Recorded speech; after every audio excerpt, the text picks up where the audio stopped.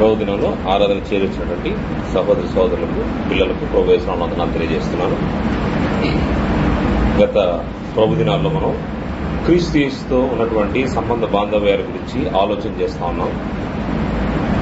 గత 2 వారాల్లో క్రీస్తు యేసుతో విశ్వాస సంబంధమైనటువంటి బాంధవ్యం గురించి, అదేవిధంగా గత ప్రభు దినంలో క్రీస్తు యేసుతో సిద్ధాంతపరమైనటువంటి బాంధవ్యం గురించి ఆలోచన చేశాము. ఈరోజు క్రీస్తు యేసుతో విమోచన సంబంధమైనటువంటి బాంధవ్యం గురించి ఆలోచన చేశాము. రెడెంప్టివ్ రిలేషన్షిప్ విత్ క్రైస్ట్ అనే అంశం గురించి ఆలోచన చేశాము. అపోస్తలుడు పౌలు గారు ఎఫెసీయులకు రాసిన పత్రిక 1వ అధ్యాయము 7వ వచనం చదువుకుందాం. అపోస్తలుడు పౌలు గారు ఎఫెసీయులకు రాసినటువంటి పత్రిక 1వ అధ్యాయము 7వ వచనం చదువుకుందాం. దేవుని కృపా మహదేశ్వరుని బట్టి ఆ ప్రియుని యందు ఆయన రక్తం వలన మనకు విమోచనము, అనగా మన అపరాధములకు క్షమాపణ మనకు కలిగి ఉన్నది. దేవుని కృపా మహదేశ్వరుని బట్టి ఆ ప్రియుని యందు ఆయన రక్తం వలన మనకు విమోచనము ఎవరి ద్వారా జరుగుతుంది అనే విషయాన్ని ఆలోచన చేస్తే, ఆ ప్రియుని యందు ఆయన రక్తం వల్ల మనకు విమోచన అనగానే దీని రిడెంప్షన్ అంటారు ఇంగ్లీష్ లో. విడుదల లేకపోతే రక్షణ.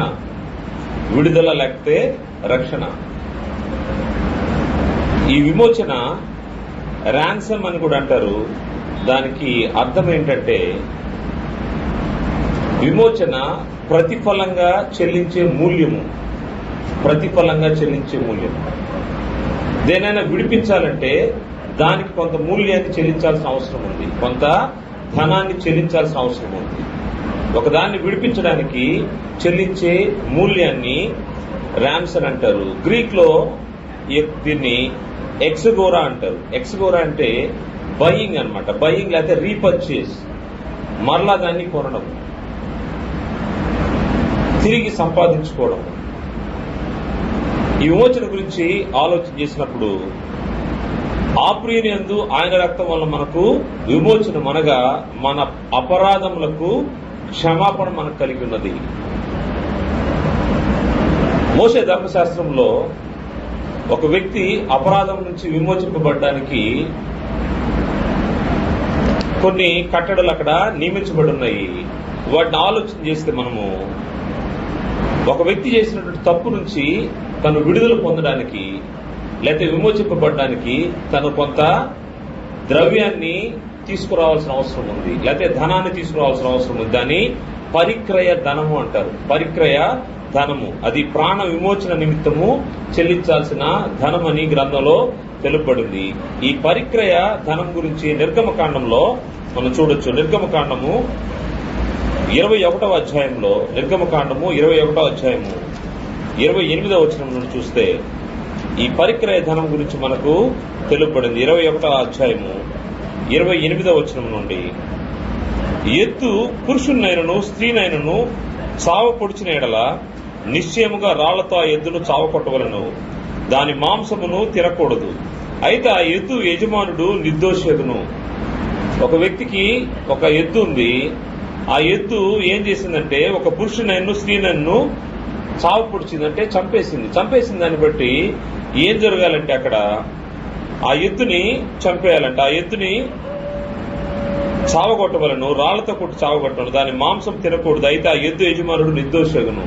కారణము ఆ యజమానుడికి ఆ ఎద్దు ఆ విధంగా ప్రవర్తిస్తుందనే సంగతి తెలియదు. దాన్ని బట్టి ఆ ఎద్దు మాత్రం చచ్చిపోతుంది. ఆ యజమానుడికి ఎటువంటి ఇబ్బంది లేదు. కానీ ఆ ఎద్దు అంతకు ముందు పొడిచినది అని దాని యజమానునికి తెలుపబడినను వాడు దాని భద్రము చేయకుండుట వలన అది పురుషునైనను స్త్రీలను చంపినలా ఆ ఎద్దును రాళ్లతో చావగొట్టవలను, దాని యజమానుడు మరణశిక్ష నందవలను. ఒకవేళ తన ఎద్దు ఇతరులు పొడిచేదని తెలిసిన తర్వాత కూడా దాన్ని భద్రపరచకుండా, జాగ్రత్త చేయకుండా అతను గాని వదిలేశాడంటే, ఆ సమయంలో ఆ ఎద్దు ఎవరన్నా స్త్రీని గాని పురుషుడు గాని పొడిచినప్పుడు ఏం చేస్తారంటే యథావిధిగా ఆ ఎద్దును రాళ్లతో చంపుతారు. దాని తర్వాత ఆ యజమానుడికి కూడా మరణశిక్ష వస్తుంది. అంటే తనకు తెలిసి జరిగిస్తున్నాడు కాబట్టి, తెలిసి దాన్ని ఫ్రీగా వదిలిపెట్టాడు కాబట్టి అతను మరణశిక్ష పొందే పరిస్థితుంది. 30వ వచనంలో, వానికి పరిక్రయ ధనము నియమింపబడినడలా వానికి నియమింపబడిన అన్నిటి ప్రకారం తన ప్రాణ విమోచన నిమిత్తము ధనము చెల్లింపబడెను. ఒకవేళ వాని కోసము ఈ ఎద్దు ద్వారా జరిగినటువంటి నష్టానికి ఒక వెల కట్టిగా ఉంటే ఆ వెల, ఆ ధనాన్ని అతను చెల్లించాల్సిన అవసరం ఉంది. చెల్లించిన దాన్ని బట్టి ఏం జరుగుతూ ఉంటుందంటే ఇతని ప్రాణము ఇతను మరణానికి పోకుండా విడిపించబడతాడు. ఈ విమోచన వాస్తవంగా అయితే తన ఎద్దు చేసిన పనిని బట్టి తను ఏం చేయాలంటే అతను కూడా మరణశిక్ష పొందాలి. కానీ ఎప్పుడైతే పరిక్రయ ధనము, నియమింపబడిన పరిక్రయ ధనము ఇస్తాడో దాన్ని బట్టి తన ప్రాణ విమోచన నిమిత్తము ఆ ధర చెల్లిస్తాడు. ఈ విమోచన గురించి మనం ఆలోచన చేసేటప్పుడు విమోచించబడాలి అంటే ఒక తప్పు నుంచి విమోచన పొందాలి, లేకపోతే ఒక పాపం నుంచి విమోచన పొందాలి, లేకపోతే ఒక అవిధేయత నుంచి విమోచన పొందాలంటే కొంత ధనాన్ని చెల్లించాలి, మూల్యాన్ని చెల్లించాల్సిన అవసరం ఉందని గ్రంథం తెలియజేస్తా ఉంది. ఇంకా లోతుగా ఆలోచన చేస్తే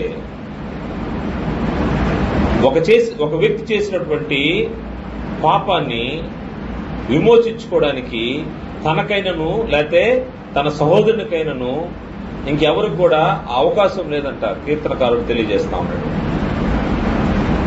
ఎవడు ఏ విధము చేతనైనా తన సహోదరుని విమోచింపలేడు. విమోచించడం అనేది ఒక వ్యక్తికి ఒక వ్యక్తిని విమోచించే అవకాశం లేదని గ్రంథం తెలియజేస్తా ఉంది. కీర్తన గ్రంథము 49వ అధ్యాయము 7వ వచనం చూస్తే, కీర్తన గ్రంథము 49వ అధ్యాయము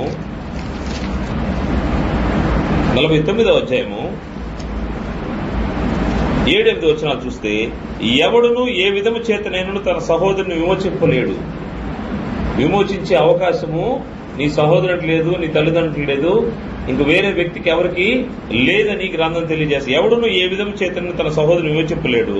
వాడు కుళ్ళు చూడక నిత్యం బ్రతుకున్నట్లు వాని నిమిత్తము దేవుని సన్నిధిని ప్రాయశ్చిత్తం చేయగలవాడెవడనూ లేడు. వారి ప్రాణ విమోచన ధనము బహు గొప్పది. ఒక వ్యక్తి యొక్క ప్రాణ విమోచన ధనము అంటే ఆ మూల్యం చాలా ఎక్కువైనది. ఒక వ్యక్తిని విమోచించడానికి ఇంకో వ్యక్తి ఎటువంటి విధంగా కూడా ధనాన్ని చెల్లించలేడని గ్రంథం తెలియజేస్తా ఉంది. వాని ప్రాణ విమోచన ధనము బహు గొప్పది, అది ఎన్నటికి తీరక అట్టుండవలసినదే. అది ఎప్పటికీ తీరదంట. ఒక వ్యక్తి ఇంకో వ్యక్తిని విమోచించాలంటే అది సాధ్యపడేది కాదని గ్రంథం తెలియజేస్తుంది. అది ఎన్నటికి తీర్చబడక ఏం జరుగుతుంది, ఎన్నటికి తీర్చబడక అది అట్లుండవలసినది. అందువలన విమోచన అనే విషయంలో ఒక వ్యక్తి ఇంకో వ్యక్తిని విమోచించడము సాధ్యపడదని గ్రంథం తెలియజేస్తా ఉంది. ఇటువంటి పరిస్థితుల్లో ఎవరు విమోచిస్తారు? ఒక వ్యక్తి యొక్క పాపం నుంచి లేక ఒక వ్యక్తి యొక్క అవిధేయత నుంచి ఎవరు విమోచిస్తారనే ఆలోచన చేస్తే గ్రంథం తెలియజేస్తున్న మాట, కీర్తన గ్రంథము 111వ కీర్తన 9వ అధ్యాయంలో 9వ వచనంలో, 111వ కీర్తన 9వ వచనంలో, ఆయన తన ప్రజల విమోచనము కలుగుజేయవాడు, ఆయన తన ప్రజలకు విమోచనం కలుగుజేయవాడు, తన నిబంధన ఆయన నిత్యముగా ఉండ నిర్ణయించువాడు. ఎవరంటే ఈ యొక్క అధ్యాయము 1వ వచనంలో యెహోవాను స్తుతించుడి. యెహోవా ఏం చేయగలడంటే తన ప్రజలకు విమోచనం కలుగుజేయవాడు. అంటే ఒక వ్యక్తికి ఇంకో వ్యక్తి విమోచన చేయలేడు. కారణము ఆ ప్రాణం యొక్క విమోచన ధనము అది బహు గొప్పదని మనము గ్రంథంలో చూసిన తర్వాత ఎవరు విమోచన కలుగజేస్తాడంటే యెహోవాయే, దేవుడే విమోచన కలుగజేస్తాడు. ఆయనే తన ప్రజలకు విమోచనం కలుగజేయవాడు. తన నిబంధన ఆయన నిత్యముగా ఉండ నిర్ణయించువాడు. ఆయన ఒకసారి నిబంధన చేశాడంటే ఆ నిబంధనకు కట్టుబడి ఉంటాడు. ఇంక ఎవరు కూడా విమోచన చేయలేరంట, దేవుడు మాత్రమే విమోచన చేస్తాడు. అందుకోసమే కీర్తన గ్రంథంలోనే 130వ కీర్తన 7వ వచనంలో 130వ అధ్యాయము 7వ వచనంలో, ఇశ్రాయేలు యెహోవా మీద ఆశ పెట్టుకొనుము, యెహోవా యొద్ద కృప దొరుకును, ఆయన యొద్ద సంపూర్ణ విమోచన దొరుకును. సంపూర్ణ విమోచన. సంపూర్ణ విమోచన ఎవరి దగ్గర దొరుకుతుందంటే యెహోవా దగ్గర దొరుకుతుంది. అందుకోసమే ఇశ్రాయేలుని గుర్తు చేస్తూ, ఓ ఇశ్రాయేలు, యెహోవా మీద ఆశ పెట్టుకును, యెహోవా యొద్ద కృప దొరుకును, ఆయన యొద్ద సంపూర్ణ విమోచన దొరుకును. విమోచన దొరకాలంటే నీకు ఎక్కడికి రావాలి? యెహోవాయే. దేవుడే నీకు విమోచన ఇవ్వగలడు. ఆయన తప్ప ఇంకెవరు ఇవ్వలేరు. దేవుడే ఇవ్వాలంటే దేవుడు ఇవ్వడానికి తను ఎంచుకున్న మార్గము ఏంటంటే అది దేవుని యొక్క విమోచన సంకల్పము. తన యొక్క విమోచన సంకల్పాన్ని ఎవరి ద్వారా ఆయన జరిగించాలని ఏర్పాటు చేశాడంటే క్రీస్తు యేసు ద్వారా. క్రీస్తు యేసు ద్వారా మనల్ని విమోచించాలని ఆయన సంకల్పించాడు. సంకల్పించి ఆయన క్రీస్తు ప్రభు వారిని ఈ భూమి మీదకు పంపాడు. ఈ భూమి మీదకు పంపేటప్పుడు ముందుగా క్రీస్తు ప్రభు వారు రాకముందు ఆయన గురించి తెలుపబడిన మాట, తన ప్రజలను వారి పాపం నుండి ఆయనే రక్షించును గనుక ఆయనకు యేసు అని పేరు పెట్టుదు అని. తన ప్రజలను వారి పాపం నుండి దేవుడు ఏర్పాటు చేసినటువంటి విమోచన సంకల్పము ఎవరి ద్వారా చేయబడుతుందంటే క్రీస్తు యేసు ద్వారా. ఈ క్రీస్తు యేసుని ఏ విధంగా దేవుడు ఈ భూమి మీదకు పంపించాడంటే, పరిచయం చేశారంటే, తన ప్రజలను వారి పాపం నుండి ఆయనే రక్షించును గనుక ఆయనకు యేసు అని పేరు పెట్టుదువలెను. యేసు అనగా రక్షకుడు, రిడీమర్, రక్షకుడు. మత్తయి సువార్త 1:21 మనకి యొక్క మాటలు కనబడతాయి. తన ప్రజలను వారి పాపం నుండి ఆయన రక్షించును గనుక ఆయనకు యేసు అని పేరు పెట్టుదు. యేసు అంటే రక్షకుడు, విమోచించేవాడు, విమోచనకర్త. క్రీస్తు యేసుతో విమోచన సంబంధమైన బాంధవ్యం గురించి మనము ఆలోచన చేస్తున్నాము. దేవుడు తప్ప ఇంకెవరు కూడా విమోచించేదానికి అవకాశం లేదని మనము గ్రంథంలోంచి పరిశీలన చేసినప్పుడు దేవుని యొక్క దయాపూర్వక సంకల్పం ఏంటంటే మానవుని తన పాపం నుంచి విమోచించాలనే ఆలోచనతోటి దేవుడు తన యొక్క దయా సంకల్పాన్ని క్రీస్తు యేసు ద్వారా మనకు విమోచకుని దయచేసి ఆయన ద్వారా చేయాలని ఆయన ఆలోచన చేశాడు. దాన్ని బట్టే ఆయన లోకాన్ని ఎంతో ప్రేమించాడనే విషయము అనేక మార్లు మనం చదువుకుంటా ఉంటాం. యోహాను సువార్త 3:16 యోహాను సువార్త 3:16 దేవుడు లోకమును ఎంతో ప్రేమించను, దేవుడు లోకమును ఎంతో ప్రేమించను కాగా ఆయన తన అద్వితీయ కుమారునిగా పుట్టిన వాని యందు విశ్వాసముంచు ప్రతివాడును నశింపక నిత్య జీవం పొందినట్లు ఆయనను అనుగ్రహించెను. విమోచన సంకల్పంలో భాగము దేవుడు క్రీస్తు ప్రభువాన్ని మనకు విమోచనకర్తగా మనకు ఇవ్వడం, ఆయన అద్వితీయ కుమారుని మన కోసము అనుగ్రహించడం విమోచనలో భాగం.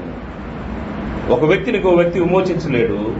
విమోచనకు సంబంధించినటువంటి క్రయదాన్ని చెల్లించడానికి ఆ ధనం ఎంతో గొప్పది, దాన్ని చెల్లించలేడు. యెహోవా ఆ కార్యం చేయగలడు. యెహోవా ఈ విధంగా ఏర్పాటు చేశాడు. తండ్రి అయిన దేవుడు ఆయన కుమారుని ఈ భూమి మీద పంపించాడు. అనేక మంది అనుకుంటా ఉంటారు, పాపం గురించి ఆలోచన లేకపోవడం వల్ల నేను పాపం చేయట్లేదు, నేను జాగ్రత్తగానే బ్రతుకుతా ఉన్నాను, పాపం నాకు అంటలేదు, నేను పవిత్రంగానే ఉన్నాను, నేను పుట్టినప్పటి నుంచి నాకు పాపం లేదనే ఆలోచనలో మంచి పనులు జరిగిస్తూ నేను మంచివాడిని, అందరూ కూడా నన్ను మంచివాడు అంటా ఉన్నారు, నేను ఏ చెడు కార్యాలు జరిగించట్లేదు అని అనుకుంటా ఉంటారు. కానీ పాపం గురించినటువంటి ఆలోచన అవసరమైంది. పాపం అంటే ఏంటో నీకు ముందుగా తెలియాల్సిన అవసరం ఉంది. పాపం గురించి తెలిస్తే పాపం నుంచి విమోచన గురించి మనం ఆలోచన చేయొచ్చు. పాపం అంటే గ్రంథం చెప్తున్న మాట మొదటి యోహాను పత్రిక 3:4 ఆజ్ఞాతిక్రమమే పాపం అని తెలియజేయబడింది. ఆజ్ఞాతిక్రమమే పాపము అంటే దేవుడు ఇచ్చినటువంటి ఆజ్ఞను అతిక్రమిస్తే అది పాపం చేసిన వాడుగా నువ్వు దేవుని ఎదుట ఉండాల్సిన అవసరం ఉంది. ఇంకేదో చెడు కార్యాలు చేయాల్సిన అవసరం లేదు. ఆయన చెప్పిన ఆజ్ఞను మీరితే చాలు. ఆయన ఆజ్ఞల్లో ప్రధానమైంది మొదటి ఆజ్ఞ మనకందరూ తెలుసు. మత్తయి సువార్త 22:36-38 నీ పూర్ణ హృదయంతోనూ, నీ పూర్ణ ఆత్మతోనూ, నీ పూర్ణ మనసుతోనూ నీ దేవుడైన ప్రభువును ప్రేమింపాలన్నది ఇది ముఖ్యమైనది, మొదటిదేనైనా ఆజ్ఞ. ఎంతమంది ఈ భూమిపైన పూర్ణ హృదయంతో, పూర్ణ ఆత్మతో, పూర్ణ మనసుతో దేవుడైన ప్రభువును ప్రేమిస్తున్నారు? ఈ ప్రేమించాలనే విషయము ఎరిగి ఉండాల్సిన అవసరం ఉంది. ఎప్పుడైతే తెలియదో దాన్ని బట్టి ఏం జరుగుతూ ఉంటుందంటే, దేవుని ప్రేమించడానికి ఆయన చెప్పిన ఆజ్ఞను మీరినప్పుడు ఆజ్ఞాతిక్రమం పాపం అవుతా ఉంటుంది. చాలా మందికి దేవుడు ఎవరో తెలియదు, ఇక దేవుని ఏం ప్రేమిస్తారు? దేవుడు ఎవరో తెలిసినా గాని కొందరైతే దేవుని నిర్లక్ష్యపరిచి పూర్ణ హృదయంతో, పూర్ణాత్మతో, పూర్ణ మనసుతో దేవుని ప్రేమించే పరిస్థితిలో ఉండరు. ఉండనప్పుడు దాన్ని కూడా ఏమంటాము? ఆజ్ఞాతిక్రమం అంటాం. ఆజ్ఞాతిక్రమం ద్వారా పాపం జరుగుతూ ఉంటుంది. దేవుడైతే కోరుకుంటా ఉన్నాడు, దేవుని మనుషులు తడవులాడి తెలుసుకోవాలని, కనుగొనాలని దేవుడు ఆశపడతా ఉంటాడు. తడవులాడటం అంటే మామూలుగా మనకు కనబడే, దృశ్యంగా కనబడే వాటిని తడవులాడాల్సిన అవసరం లేదు. ఎప్పుడు మనం తడవులాడతామంటే, మనకు కనబడినప్పుడు చీకటిలో తడవులాడి దాన్ని తాకి చూసి ఇది పలాని వస్తువు అని మనం గ్రహిస్తూ ఉంటాం. దేవుని కూడా చూడాలనుకున్న వ్యక్తి దేవుని తడవులాడి కనుగొనాల్సిన అవసరం ఉంది. అపోస్తలుల కార్య గ్రంథము 17వ అధ్యాయము 26వ వచనంలో, అపోస్తలుల కార్య గ్రంథము 17వ అధ్యాయము 26వ వచనంలో, మరియు యావత్ భూమి మీద కాపురముండుటకు ఆయన యొక్క నుండి ప్రతి జాతి మనుషులను సృష్టించి, వారు ఒకవేళ దేవునిని తడవులాడి కనుగొందురేమని తన్ను వెదుకు నిమిత్తము నిర్ణయ కాలమున వారి నివాస స్థలం యొక్క పొలిమేరలను ఏర్పరచెను. ఆయన మనలో ఎవరికి దూరముగా ఉండువాడు కాడు. ఎవరికి దూరముగా ఉండువాడు కాడు. దేవుడు చాలా దగ్గరగా ఉంటాడు. ఆయన చెప్పేది ఏంటంటే, నన్ను తడవులాడి కనుగొనాలి. కనుగొన్న నీవు నీ పూర్ణ హృదయంతో, నీ పూర్ణ ఆత్మతో, పూర్ణ మనసుతో నన్ను ప్రేమించాలి, నన్ను సేవించాలి. ఎప్పుడైతే ఆ ఆజ్ఞను మనం మీరుతామో ఆజ్ఞాతిక్రమం పాపమై కూర్చుంటా ఉంటది. ఈ పాపం నుంచి బయటపడాలంటే విమోచకుడు అవసరమైనది. మోషే ఇశ్రాయేలుని ఐగుప్తు దేశం నుంచి తీసుకుని వస్తా ఉన్నాడు. తీసుకొచ్చిన తర్వాత వాగ్దాన దేశంలోకి వెళ్ళబోయే ముందుగా ఆయన మాట్లాడుతూ ఉన్నాడు. మనం వాక్య పట్టణంలో కూడా మనం చదువుతున్నటువంటి వాక్య భాగాలు అవే. ఆయన చెప్తూ అక్కడ వాళ్ళ ముందు ఒక ఛాయిస్ ఇచ్చేశాడు. ఛాయిస్ ఏమని ఇచ్చాడంటే, నేడు జీవమును మరణమును, ఆశీర్వాదమును శాపమును మీ ముందు ఉంచుతున్నాను. జీవము, మరణము, ఆశీర్వాదము, శాపము, వీటిని మీరు దేన్ని సెలెక్ట్ చేసుకుంటారు? ద్వితీయ దేశకాండము 30వ అధ్యాయము 19-20 వచనాలు మనం చూస్తే, నేడు జీవమును, మరణమును, ఆశీర్వాదమును, శాపమును నేను మీ ఎదుట ఉంచి భూమి ఆకాశమును మీ మీద సాక్షులుగా పిలుచున్నాను.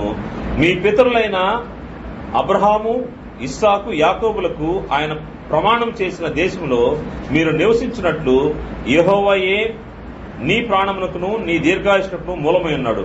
కాబట్టి నీవును నీ సంతానమును బ్రతుకుచు నీ ప్రాణమునకు మూలమైన నీ దేవుడైన యెహోవాను ప్రేమించి ఆయన వాక్యమును విని ఆయన హత్తుకున్నట్లు జీవమును కోరుకునుడి. ఎంత క్లియర్ గా మోషే గారు తెలియజేస్తా ఉన్నారు. నేడు మీ ముందు ఛాయిస్ ఉంది. దేన్ని సెలెక్ట్ చేసుకుంటారు? జీవం ఉంది, మరణం ఉంది, ఆశీర్వాదం ఉంది, శాపం ఉంది. ఎందుకంటే మీ పితరులతో వాగ్దానం చేసిన, ప్రమాణం చేసిన దేవుడు మిమ్మల్ని వాగ్దాన దేశానికి తీసుకొస్తా ఉన్నాడు. అక్కడ నువ్వు ఏం చేయాలంటే, నీ దేవుడైన యెహోవాను ప్రేమించి ఆయన వాక్యమును విని ఆయన హత్తుకున్నట్లు జీవమును కోరుకున్నది. నువ్వు జీవాన్ని కోరుకుంటే ఆయన మాటలు వినాలి, ఆయన ప్రేమించాల్సిన అవసరం ఉంది. నీ పూర్ణ హృదయంతో, నీ పూర్ణ ఆత్మతో ప్రేమించాలి. అది చేయనప్పుడు, ఎప్పుడైతే ఆజ్ఞను నువ్వు పాటించవో ఆజ్ఞాతిక్రమంలో పాపము చేరుతా ఉంటుంది. ఆజ్ఞాతిక్రమం వలన పాపం వస్తూ ఉంటుంది. ఈ పాపంలో ఉన్నటువంటి వ్యక్తి విమోచించబడాలంటే దేవునికి మాత్రమే సాధ్యము. దేవుడు దానికోసం ఏర్పాటు చేసుకున్నటువంటి మార్గము, ఆయన సంకల్పంలోని భాగం ఏంటంటే క్రీస్తు ప్రభువుని భూమి మీదకి పంపించడం, విమోచకుడిని, రక్షకుడిని ఈ భూమి మీదకి పంపించడం, తన ప్రజలను వారి పాపం నుండి ఆయనే రక్షించడం. వారి పాపం నుంచి రక్షించే బాధ్యత క్రీస్తు ప్రభు వారి మీద పెట్టబడింది. అందుకోసం ఆయన పంపబడ్డట్టుగా మన గ్రంథంలో కనపడుతుంది. మత్తయి సువార్త 20వ అధ్యాయము, మత్తయి సువార్త 20వ అధ్యాయము 28వ వచనంలో, మత్తయి సువార్త 20వ అధ్యాయము 28వ వచనంలో, అలాగే మనిషి కుమారుడు పరిచారం చేయించుకుంటూ రాలేదు గాని పరిచారం చేటుకును అనేకులకు ప్రతిగా విమోచన క్రయధనముగా తన ప్రాణం నిచ్చుటకు వచ్చినట్టు చెప్పాను. మనం ఇందాక ఆలోచన చేశాము. విమోచించాలంటే ధనం అవసరము, మూల్యం చెల్లించాల్సిన అవసరం ఉంది. ఈయన విమోచన క్రయధనముగా అనేకులకు ప్రతిగా, అందరి పాపం నిమిత్తము అనేకులకు ప్రతిగా విమోచన క్రయధనముగా తన ప్రాణం నిచ్చుటకు ఆయన భూమి మీదకి వచ్చాడు. దేవుడు ఆయన్ను రిడీమర్ గా, విమోచకుడుగా ఈ భూమి మీదకు పంపించాడు, రక్షకుడుగా పంపించాడు. క్రీస్తు ప్రభువు వారి యొక్క ప్రాణం ద్వారా, ప్రాణాన్ని ఇవ్వడం ద్వారా మనకు విమోచన కలిగింది. విమోచన క్రయదానాన్ని ఇది ఎవరి కోసము చేశాడని ఆలోచన చేస్తే మానవాళి మొత్తానికి, మానవ జాతి మొత్తానికి ఎటువంటి విమోచన అంటే ఒక్కసారి నిత్య విమోచన. క్రీస్తు ప్రభువు వారు చేసిన బలి ఆలోచన చేస్తే, మోషే ధర్మశాస్త్రం కింద యాజకులు బలి అర్పించేవాళ్ళు. ఆ యాజకుల బలుల వల్ల ఎంతవరకు ఉండేదంటే అది కేవలం అంతవరకు మరుగై ఉండేదంతే.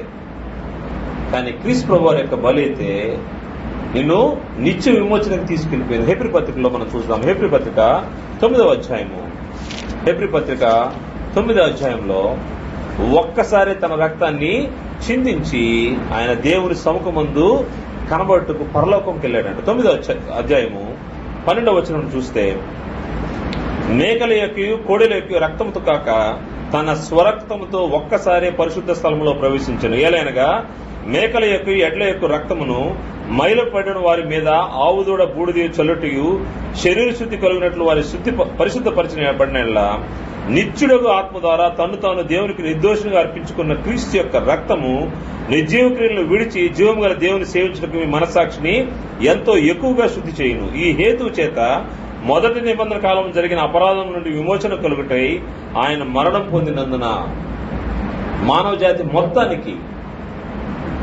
మొదటి నిబంధన కాలంలో జరిగిన అపరాధం నుండి విమోచన కలుగుటకి, అంటే క్రీస్తు ప్రభు వారికి ముందున్నటువంటి వారి కోసము మరియు క్రీస్తు ప్రభు వారి తర్వాత ఉండే వారి కోసము, మొదటి నిబంధన కాలం నుంచి కూడా క్రీస్తు ప్రభు వారి యొక్క బలి పనిచేస్తూ వచ్చింది. మొదటి నిబంధన కాలంలో జరిగిన అపరాధం నుండి విమోచన కలుగుటకై ఆయన మరణం పొందినందున పిలువబడిన వారు నిత్యమైన స్వాస్థ్యం గురించిన వాగ్దానం పొంది నిమిత్తం ఆయన క్రొత్త నిబంధనకు మధ్యవర్తి ఉన్నాడు. మరణ శాసనం ఎక్కడ ఉన్నా అక్కడ మరణ శాసనం రాసినవని మరణం అవశ్యము. ఆ శాసనం రాసిన వాడు మరణం పొందితేనే అది చెల్లును. అది రాసిన వాడు జీవించుండగా అది ఎప్పుడైనా చెల్లునా? ఇందుచేత మొదటి నిబంధన కూడా రక్తము లేకుండా ప్రతిష్ఠించబడలేదు.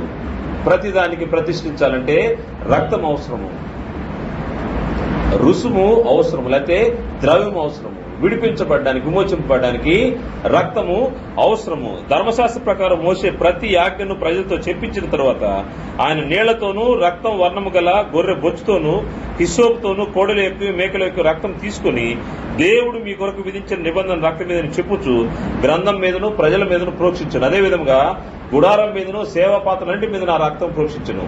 మరియు ధర్మశాస్త్ర ప్రకారం సమస్త వస్తువులను రక్తము చేత శుద్ధి చేయబడిననియు రక్తము చిందింపకుండా పాప క్షమాపణ కలుగుదనియు సామాన్యంగా చెప్పవచ్చును. పరలోకమందున వాటిని పోలిన వస్తువులను బట్టి ఇట్టి బలుల వలన శుద్ధి చేయబడవలసి ఉండను గాని పరలోక సంబంధమైనవి వీటికంటే శ్రేష్టమైన బలుల వలన శుద్ధి చేయబడవలసి ఉండెను. అందువలన నిజమైన పరిశుద్ధ స్థలమును పోలి హస్తకృతమైన పరిశుద్ధ స్థలములో క్రీస్తు ప్రవేశించలేదు గాని, అంటే యాజకులు జరిగించినట్టుగా గుడారంలో పరిశుద్ధ స్థలంలో ప్రవేశించే హస్తకృతమైన దాంట్లో ఆయన ప్రవేశించలేదు గాని ఆయన ఎక్కడ ప్రవేశించాడు చూస్తే, అందువల్ల నిజమైన పరిశుద్ధ స్థలమును పోలి హస్తకృతమైన పరిశుద్ధతను క్రీస్తు ప్రవేశించలేదు గాని ఇప్పుడు మన కొరకు దేవుని సముఖమందు కనబడుటకు పరలోకమందే ప్రవేశించను.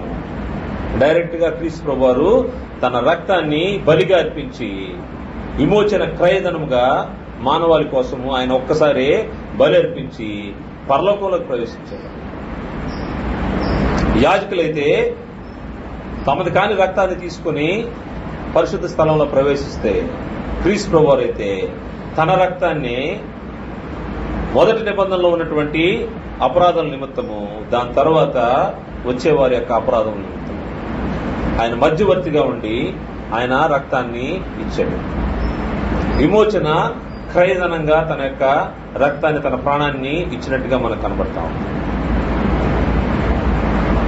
ఈ విమోచకుడు ఏం చేశాడని ఆలోచన చేస్తే, ప్రభువారు ఈ భూమిపై రోజుల్లో ఆయన చెప్పిన మాట మత్తయి సువార్త 26వ అధ్యాయము 28వ వచనంలో, ఇది నా రక్తము.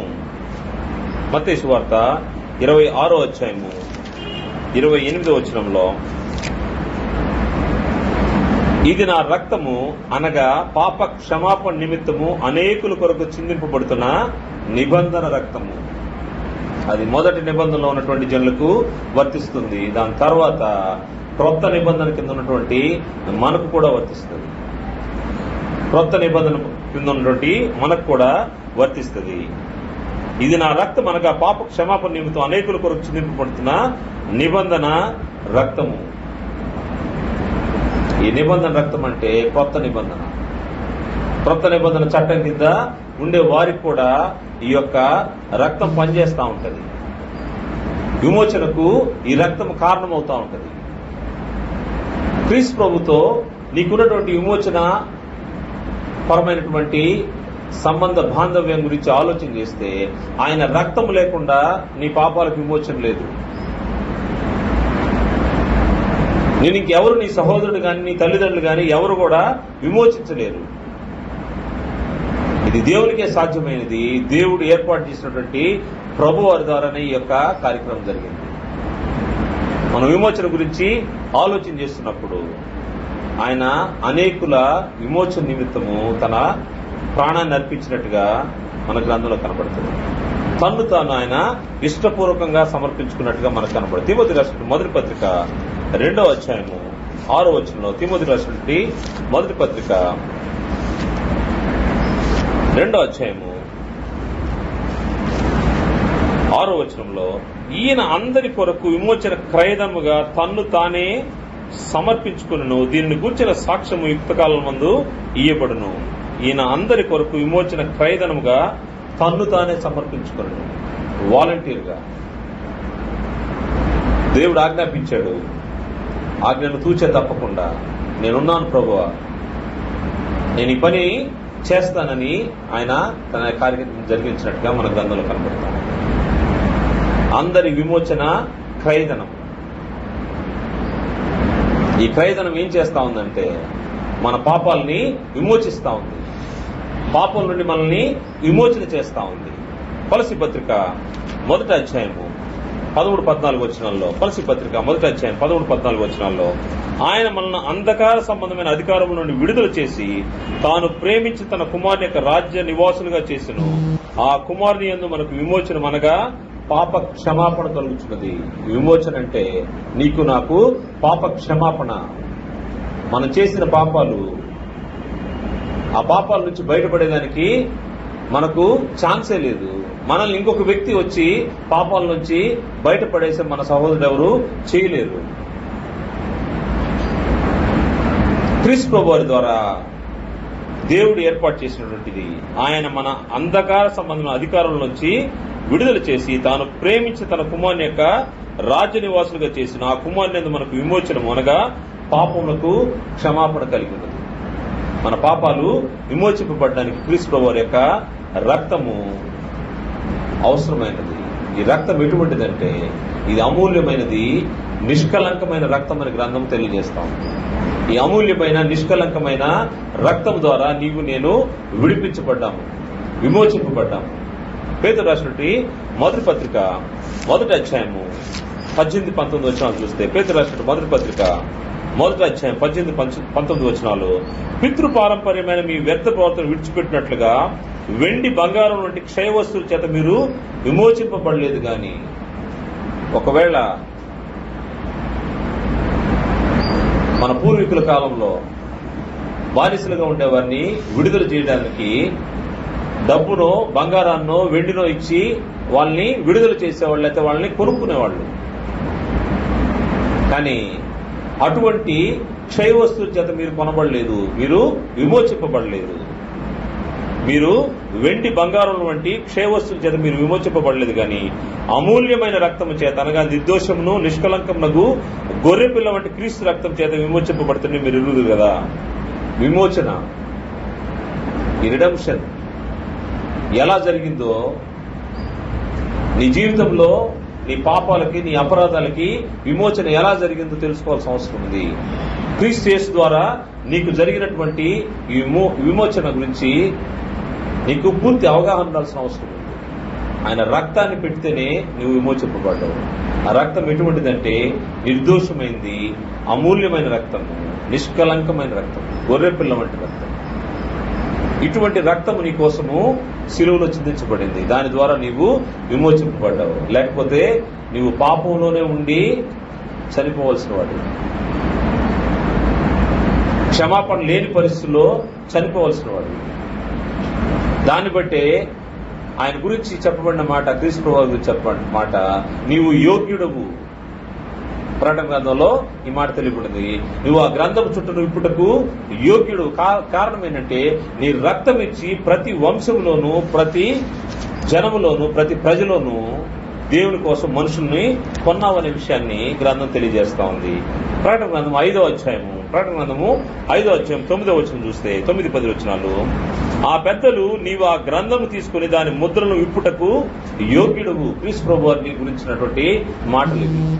ఆ గ్రంథం ముద్రలు విప్పడానికి నువ్వు యోగ్యుడు. ఎందువల్ల నీకు యోగ్యత వచ్చిందంటే, యోగ్యుడవు, నీవు వధింపబడిన వాడవై నీ రక్తం ఇచ్చి ప్రతి వంశములోను, ఆయా భాషలు మాట్లాడే వాళ్ళలోను, ప్రతి ప్రజలోను, ప్రతి జనములోను దేవుని కొరకు మనుషులను కొని మా దేవునికి వారికి ఒక రాజ్యముగాను యాజకులుగాను చేస్తూ గనుక వారు భూలోకమందు ఏలుదరని కొత్త పాట పాడుదురు.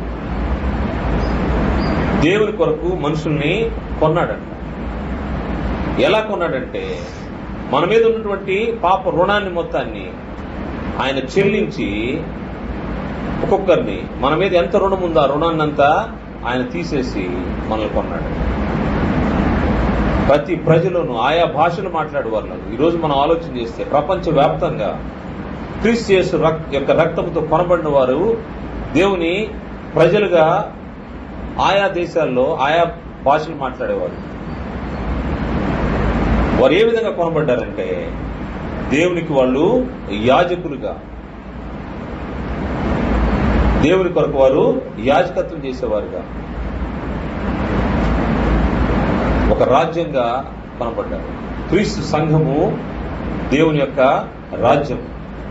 ఈ రాజ్యంలో ఉన్నటువంటి ప్రతి సభ్యుడు, రాజ్య పౌరులు, వారు ఏం చేస్తూ ఉంటారంటే, దేవుని కొరకు క్రీస్తు యేసు ద్వారా యాజకత్వాన్ని జరిగిస్తూ ఉంటారు. ఎందుకోసం కొనబడ్డారు?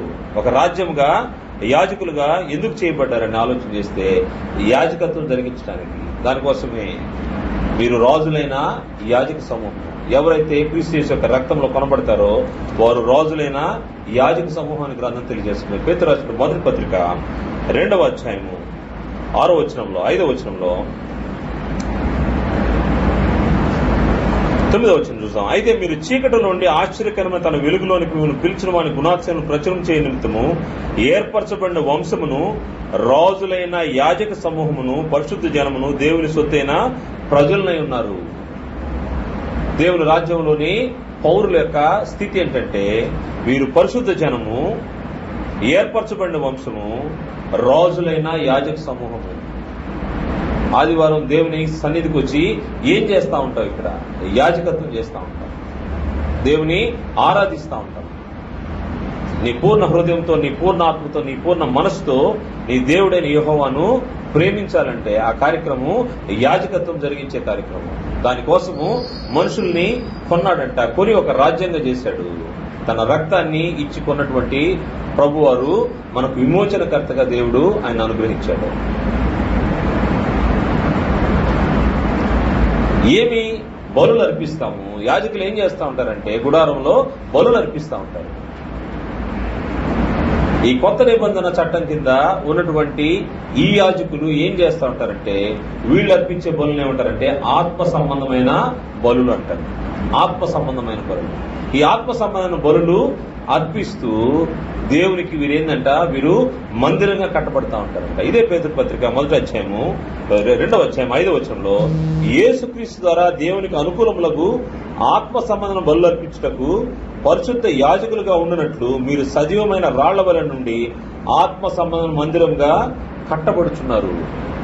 ఈ ఆత్మ సంబంధమైనటువంటి మందిరంలో క్రీస్తు ప్రభువారు శిరస్సుగా ఉన్నటువంటి ఈ మందిరంలో మన అవయవములుగా సజీవమైన రాళ్ల వలె మందిరంగా కట్టబడతా ఉన్నాం.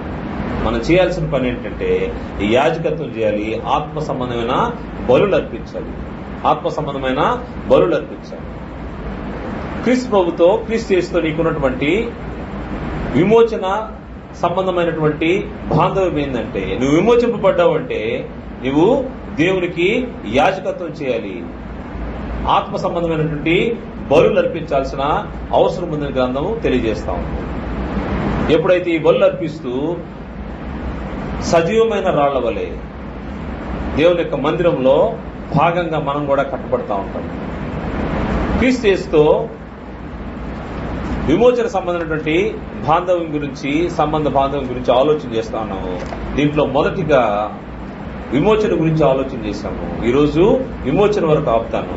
దాని తర్వాత ఈ విమోచన సంబంధించినటువంటి కార్యక్రమంలో ఇంకా 2 విషయాలు ఉన్నాయి. బాప్తిస్మము, అదేవిధంగా క్రీస్తు ప్రభువు యొక్క మాటలు వినడం అనే 2 అంశాలు ఉన్నాయి. దేవుని చిత్తం అయితే మరొక ప్రభు దినం దాని గురించి ఆలోచన చేస్తాము. క్రీస్తు యేసుతో నీకున్నటువంటి విమోచన సంబంధమైనటువంటి బాంధవ్యం గురించి ఆలోచన చేస్తే నీవుగా నీ పాపం నుంచి నువ్వు విమోచింపబడలేవు. నిన్ను ఇంకో ఏ సహోదరుడు కూడా నిన్ను విమోచించలేడు. కారణం ఏంటంటే నీ విమోచన ధనము, ప్రాణ విమోచన ధనము అది బహు గొప్పదని కీర్తనకారుడు తెలియజేశాడు. ప్రాణ విమోచన ధనము చాలా గొప్పది. అందువల్ల నీవు విమోచించుకోలేవు, దేవుడే దీన్ని విమోచిస్తాడు. దేవుడు ఏర్పాటు చేసినటువంటి మానవ విమోచన సంకల్పంలో భాగము క్రీస్తు ప్రభువారిని ఈ భూమి మీదకి పంపడం. క్రీస్తు ప్రభువారు వచ్చాడు, తన యొక్క అమూల్యమైన రక్తాన్ని మన కోసం చిందించాడు. ఆయనతో ఉన్నటువంటి సంబంధ బాంధవ్యం ఏంటి? ఏ సంబంధంతో నీవిక్కడ వచ్చి యాజకుడిగా దేవునికి ఆత్మ సంబంధమైన బలులు అర్పిస్తున్నావు అంటే క్రీస్తు యేసు లేకుండా ఈ కార్యక్రమం లేదు. క్రీస్తు యేసుతో నీకున్నటువంటి ఆ రక్త సంబంధము, నిన్ను విమోచించాడు, నిన్ను వెలపెట్టి కొన్నాడు. ర్యాన్సమ్, నిన్ను కొనడానికి ఆయన ప్రతిగా తన రక్తాన్ని ఇచ్చాడు, అమూల్యమైన రక్తాన్ని ఇచ్చాడు. ఆయన ఎందుకు విమోచించాడంటే మనము పరిశుద్ధంగా పవిత్రంగా ఉండాలి. ఎఫెసీ పత్రిక చివరిగా ఒక మాట చూసుకొని ముగిస్తాం. ఎఫెసీ పత్రిక 5వ అధ్యాయంలో, ఎఫెసీ పత్రిక 5వ అధ్యాయము 25వ వచనంలో, పురుషులారా మీరు మీ భార్యను ప్రేమించుడి, అటువలే క్రీస్తు కూడా సంఘమును ప్రేమించి అది కళంకమైనను ముడతైనను అట్టిది మరి ఏదైనా లేక పరిశుద్ధమైనది గాను నిర్దోషమైనది గాను మహిమగల సంఘంగాను ఆయన తన ఎదుట దాన్ని నిలబెట్టుకుని వాక్యముతో ఉదక స్నానం చేసి దాన్ని పవిత్రపరిచి పరిశుద్ధపరచుకై దాని కొరకు తన్ను తాను అప్పగించుకున్నాను. క్రీస్తు ప్రభువారు చేసింది. ఈ సంఘము పరిశుద్ధమైనదిగా, పవిత్రమైనదిగా, ఎటువంటి కళంకం లేనిదిగా ఉండాలని ఆయన కోరుకున్నాడు. ఎప్పుడైతే అటువంటి పరిస్థితుల్లో ఈ యొక్క సంఘం ఉంటుందో, ఈ సంఘంలోని ప్రతి అవయవము పరిశుద్ధ పట్టణంలో దేవుని ఎదుట, ఆయన కుమారుని ఎదుట ఉండే అవకాశం ఉంది. ఎప్పుడైతే ఆ స్థితిలోకి మనం మలచబడతా ఉంటాము, క్రీస్తు యేసుతో మనకున్నటువంటి విమోచన సంబంధమైనటువంటి బాంధవం ఎరిగి ఉంటాము, దాని ప్రకారం మనం జీవించినప్పుడు మనము యుగయుగాలు దేవునితో ఆయన కుమారుతో ఉండే స్థలంలో ఉండబోతా ఉంటాం. ప్రభు చిత్తం అయితే మిగతా 2 అంశాల గురించి రానున్న ప్రభు దినాల్లో ఆలోచన చేస్తాం. అందరికీ వందనాలు.